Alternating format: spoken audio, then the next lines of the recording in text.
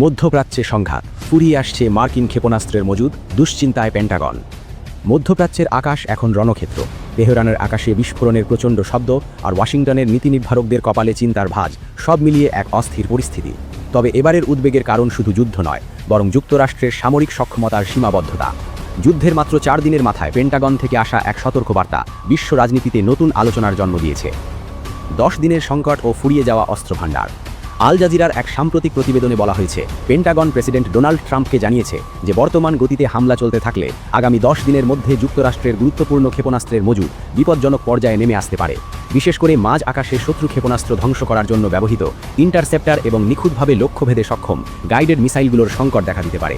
যদিও president Trump সামাজিক যোগাযোগ মাধ্যমে দাবি করেছেন যে যুক্তরাষ্ট্রের সামরিক সামর্থ্য অফুরন্ত, কিন্তু বাস্তব চিত্র ভিন্ন কথা বলছে।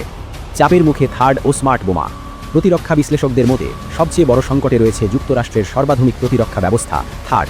গত 1 বছরের সংঘাত মোকাবিলা করতে গিয়ে যুক্তরাষ্ট্র তাদের মোট মজুদের প্রায় 25% থার্ড ইন্টারসেপ্টার ব্যবহার করে ফেলেছে। পাশাপাশি সাগরে মোতায়েন করা জাহাজ থেকে ছোড়া মিসাইলগুলোর মজুদও দ্রুত কমছে।